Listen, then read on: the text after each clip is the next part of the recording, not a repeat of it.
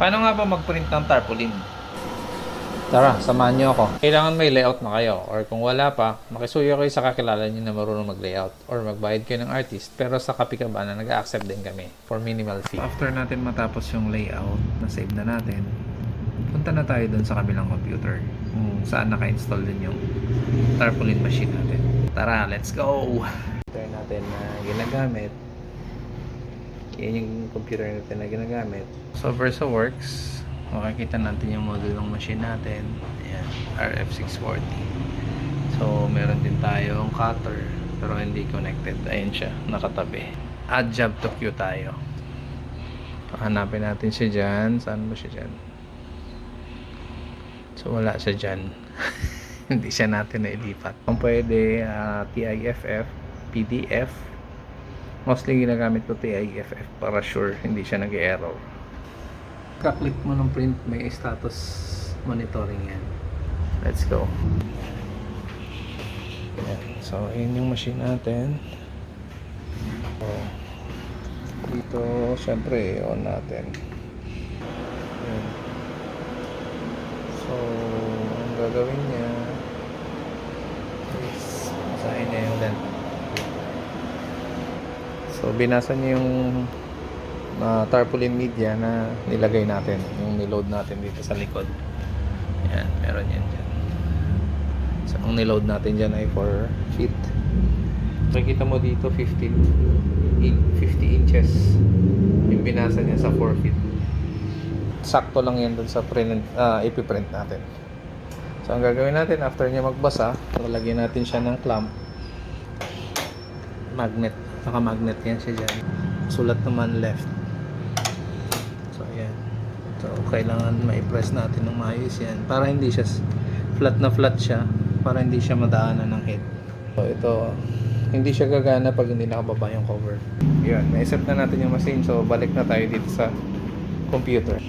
So, mapapansin nyo, yung tarpaulin na yan, yun yung nilayout natin na drawing doon sa Zumba.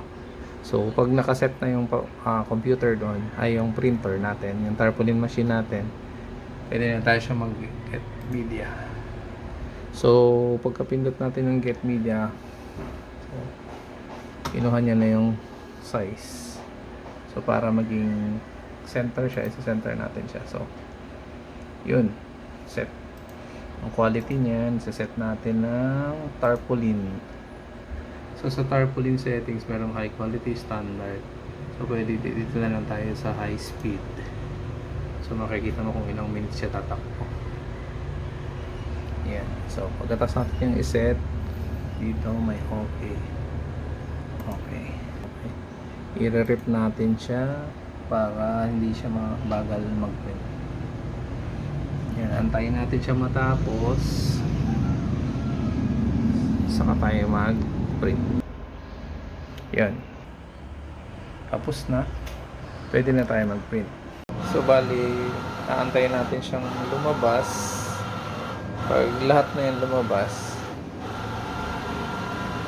tapos na siya syempre. So, medyo mahaba siya kasi 4x8 feet siya. So, medyo matagal-tagal.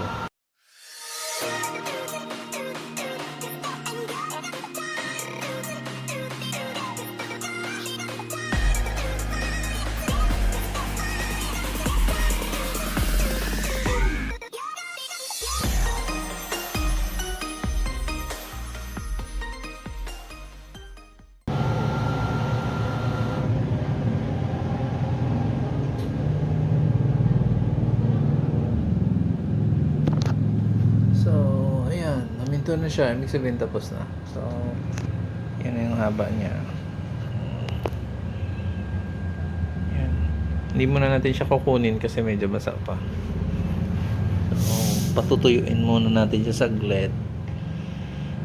Kailangan nating medyo matuyo para kasi pag tinanggal natin, hindi siya didikit. So, although ito, mainit naman to. Bago lumabas siya dyan, medyo tuyo na, kaso mas okay na rin yung mag-cure pa yung ink bago natin siya tanggalin. Magka-cut na tayo. So, function, arrow down, enter. sheet cutting na tayo. So, makikita mo yan, magkakat yan siya. Oh.